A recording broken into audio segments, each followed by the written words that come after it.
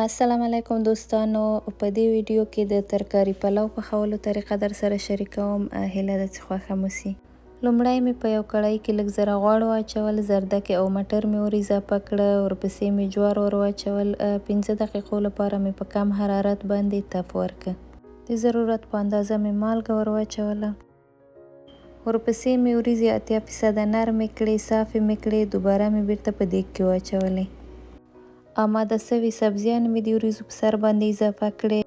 تیاره نرمه سوي فاصله مې هم ور واچوله. تاسو چې هره ترکاري خوښیږي کولی سئ ور اضافه یې کړئ. ورپسې مې ګرم سوي غوړي ور واچول. د دیګ سر مې پرې کېښود. 30 دقیقو لپاره مې په متوسطه حرارت باندې دم ورکړ. وریځې څو دمېدلې نو ما ورته قورمه هم پخه کړه.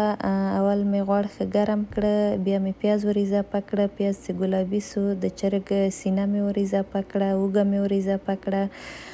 د چرګ غوښه مې له اوږې او پیازو سره ښه ډیره سره کړه. غوښه چې ښه سره سوه، د یو قاشغې په اندازه باندې روب مې ور اضافه کړه. 2 دقیقو لپاره مې نوره هم سره کړه. بیا مې تازه رومیان ور اضافه کړه، مالګه مې ور اضافه کړه، یو قاشغه د قورمې مساله مې ور واچوله، پاپریکا مې یو قاشغه ور واچوله. ټول مواد مې ښه سره ګډ کړه. د دیګ سر مې پرې بند کړ. 10 دقیقو لپاره مې په کم حرارت باندې پرېښوده چې پخه سي. د پخېدلو په جریان کې چکوئ، قاشغې سره یې ښوروئ چې ونه سوځېږي.